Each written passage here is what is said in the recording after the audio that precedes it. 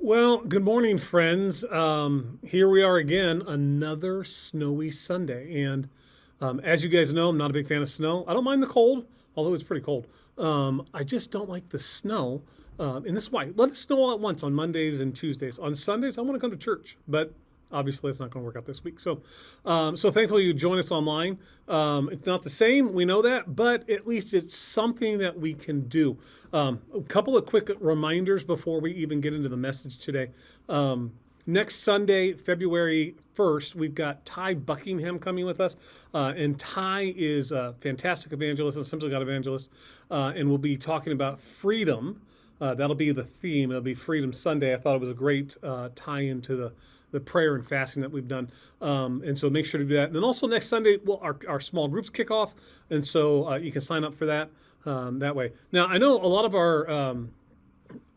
our gifts and donations come in online.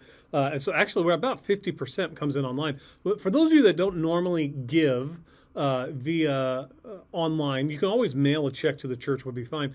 Or stop by, work here all week. Well, probably won't be here on Monday. But if you want to give online for your weekly tithes and offering, it's at calvarylighthouse.org/give. give. And so I encourage you to do that. Obviously, it's always a blessing when people are generous. And our church has continued to be generous. I want to say thank you for everyone that gave last week to help with the missions trip for Calvary Academy. It's great, wonderful blessing. So, all right, let's go ahead and jump into the message today. So last week, we talked about the barriers that insecurity sets up between us and God. And this week, I know we were supposed to have a guest speaker, Justin Bechtel. We're going to reschedule him because we kind of anticipated that the snow was going to hit and we weren't going to be able to meet. And I wanted everyone to see him in person. It's a wonderful opportunity. So I'm going to share the message today, and then Justin will come and share with us. I think we've got him scheduled the first Sunday of March. But last week we talked about the barriers that insecurity sets up. And so this week I wanted to talk about a companion that goes along with insecurity, which is fear. You could almost say they're the two sides of the same coin, but fear affects us in some different ways. And so that's what I wanted to hit today, so we can build off of what we talked about last week, and then talk about how we as believers should live when we're faced with fear in our own life. So picture this. You're hiding, not because you want to, but because you have to. Your heart's racing, your hands are shaking, and every sound you hear makes you jump. Sounds like a setup for a Freddy Krueger movie or something. But you're doing what needs to be done, providing for your family, but doing it in the most unlikely place because you're terrified of what might happen if you're discovered. And this is exactly where we find our main figure for our sermon today, Gideon, in Judges chapter 6. He's not standing on a mountaintop declaring victory. He's hiding in a wine press, threshing wheat, trying to keep his family alive while living in constant fear of the Midianites who have oppressed Israel for 7 years. In case you didn't know, you don't thresh wheat in a wine press. You need wind to separate the wheat and the chaff. But he was hiding because if the Midianites found him, they'd take what it was. And that's what the Midianites had been doing for 7 years. They said that they had been coming like locusts on the land. And it's in this moment where Gideon is hiding in his place of fear that God shows up and calls him a mighty warrior. And I wonder if Gideon laughed. I wonder if Gideon thought God had the wrong guy. Because there's one thing Gideon knew about himself, and it was that he was afraid. And he certainly didn't feel like a mighty warrior. The Midianites had reduced him to hiding in a hole in the ground. And now God was calling him to lead an army against them. But here's what I want us to see today. God didn't wait for Gideon to become fearless before he used him. God met him in his fear and invited him into something that would require total dependence on him. And so here's the truth that I want us to remember today. The goal, while it would be wonderful to be fearless, the goal isn't to be fearless, because the reality is we're human. We're going to have struggles and challenges. Now, even though the Bible repeatedly tells us, do not fear, there's also places that says, in your fear, right, come to God. The goal is total dependence on Jesus, because fear is real and God meets us in it. Judges chapter 6:1 tells us that the Israelites did evil in God's sight, and he delivered them into Midian's hand for 7 years. And for that 7 years, the Midianites terrorized Israel. They'd wait until Israel planted their crops, and then they'd swoop in and destroy everything. 7 years of watching your kids go hungry. 7 years of living in fear. And that's where we find Gideon, threshing wheat in a wine press. He's afraid that the Midianites will see him doing what he's doing and take what he has. That's why he's hiding. And can we be honest for a minute? Fear is very real. Some of us are living with fear right now. Maybe it's fear about your finances, your health, your future, your marriage, your children. Maybe it's fear about things you can't even name. Just a constant anxiety that sits in your chest and won't go away. And if we're really honest, sometimes even come to church makes us feel like we're afraid, even though we shouldn't have those fears. We think, what's wrong with me? Why am I still afraid? If I trusted God, wouldn't I be fearless? But here's the thing we need to hear. Fear is a human emotion that God created. Experiencing fear doesn't mean you lack faith. God meets Gideon right in the middle of his fear. If you look at verse 12 in chapter 6, it says, "And the angel of the Lord appeared to him and said to him, 'The Lord is with you, mighty man of valor.'" God didn't wait for Gideon to get his act together. God showed up in that winepress. And in that place of hiding, in the place of fear, he speaks to Gideon about who he will become, not about who he is currently. Psalm 53 or 56:3 reminds us something. It says, "When I am afraid, I will put my trust in you." Notice that it doesn't say if I'm afraid. It says when I'm afraid. The Bible acknowledges that fear is part of our human experience. David wrote in Psalm 34:4, "I sought the Lord and he heard me and delivered me from all my fears." David had fears, multiple fears, but he sought God and the Lord delivered him. See, the goal isn't to be free of fear, although that would be wonderful. The goal is to know where to take it. And this is the thing that Gideon learned and we need to learn, is that God calls us to dependence, not self-sufficiency. Gideon's response to God's call is perfect. He basically said, God, I think you got the wrong guy. If the Lord is with us, why is all this happening? Where are the miracles? The Lord has forsaken us. How often do we hear that in the Old Testament, right? Then in verse 14, it says, "Go in this might of yours, and you shall save Israel from the hand of the Midianites. Have I not sent you?" But Gideon protests, right? We see that time and time again. Last week we mentioned Moses.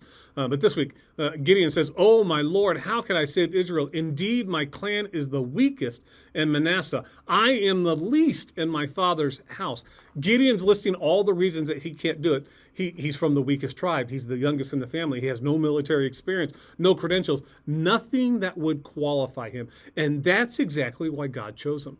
Because God isn't looking for people who are self-sufficient. He's looking for people who know that they need him.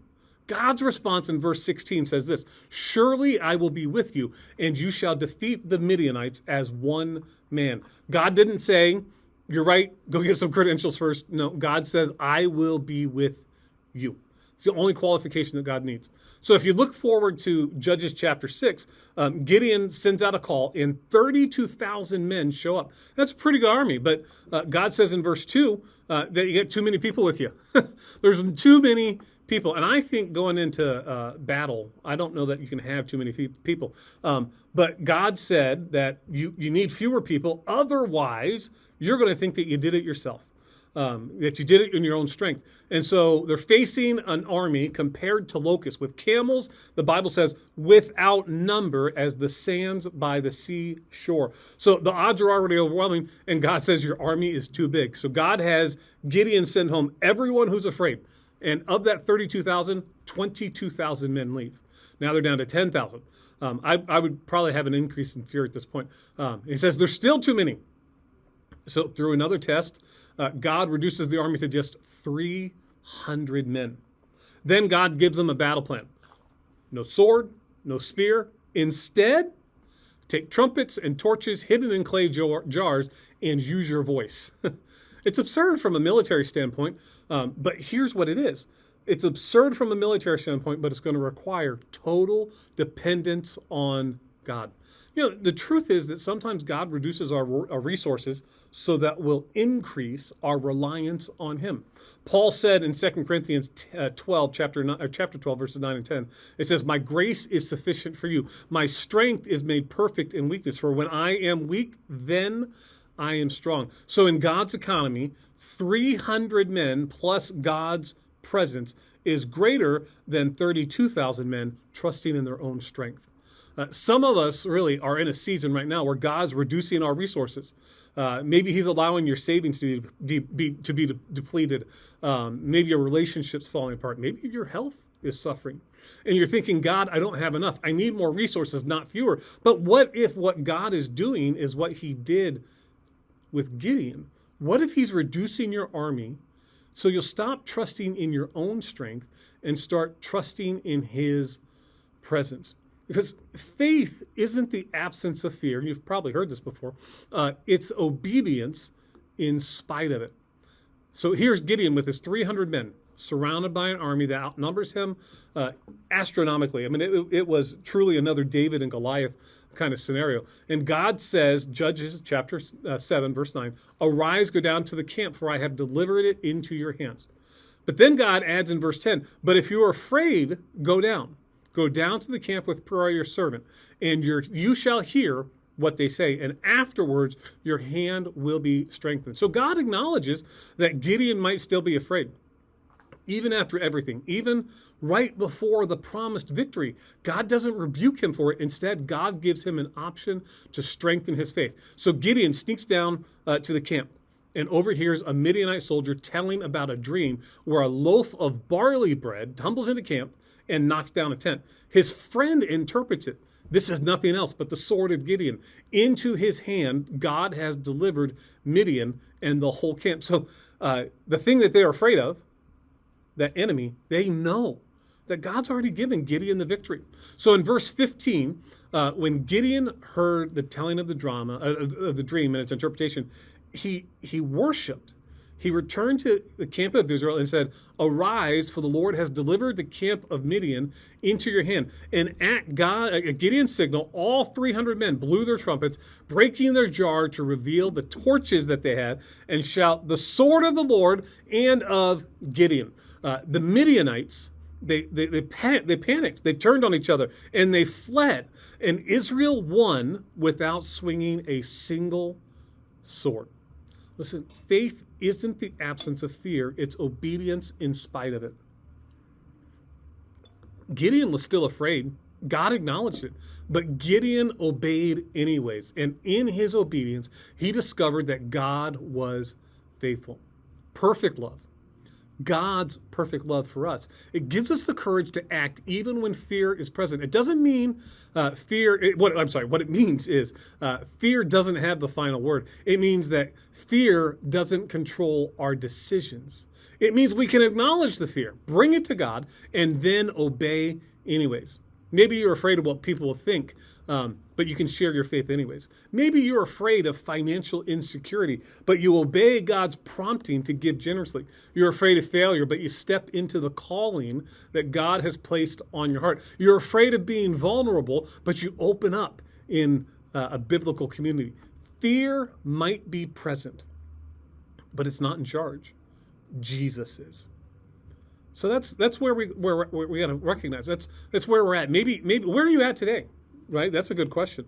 Where are you at today? Maybe you're like Gideon in the winepress, hiding, afraid, and wondering if God even sees you. Let me tell you this. He sees you. He knows your fear.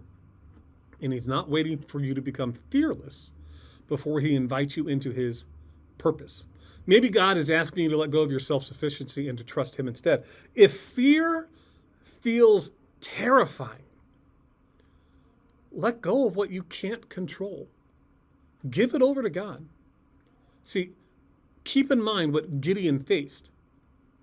300 men plus God is greater than 32,000 men minus God. Always. Maybe you're standing on the edge of obedience. God has made his call clear, but you're still afraid. Here's what I want you to know. You don't need more faith to obey. You just need to obey. See, faith grows through obedience, not before it. So take the next step. Even if your hands are shaking, God will meet you there. The call today is to dependence. Total, complete, radical dependence on Jesus. Proverbs 3, verses 5 and 6, it says, trust in the Lord with all your heart and lean not on your own understanding. In all your ways acknowledge him, and he shall direct your path. The God who met Gideon in the winepress is the same God who will meet you today in whatever fear you're facing. See, the God who reduced Gideon's army to prove his power and faithfulness is the same God who sometimes strips away what we're dependent on, so we'll depend on him instead. The God who gave Gideon victory against impossible odds is the same God who promised to be with you wherever you go. Joshua 1:9 says, have I not commanded you? Be strong and courageous. Do not be frightened. Do not be dismayed, for the Lord your God is with you wherever you go. The goal isn't pretending like fear doesn't exist. The goal is total dependence on Jesus. And when we're dependent on Jesus, we have everything we need. So let me encourage you. Insecurity can keep us from God. Fear can keep us from God. And the answer to both of them is full dependence on Jesus and trusting and having the courage to trust in who he is. Let me pray. Father, we thank you so much. I pray you bless us. Bless us with your presence. Bless us with total dependence on you. I pray that we would come to you with all our needs, in our fear, in our insecurities, in our weaknesses, so that you can be strong in all aspects of our life. I pray you bless your people today. Your precious name. Amen. Hey, just another reminder, join us next week. Freedom Sunday with Ty Buckingham. It's going to be great. Invite a friend that maybe they're struggling with some aspect of their faith. I would encourage you to invite them, bring them. And then again, don't forget to give online if you like, calvarylighthouse.org/give. I pray you're blessed. I pray that you enjoy the snow. I don't particularly enjoy snow. Shoveling is no fun, but stay safe, stay warm. God bless. We'll see you next week.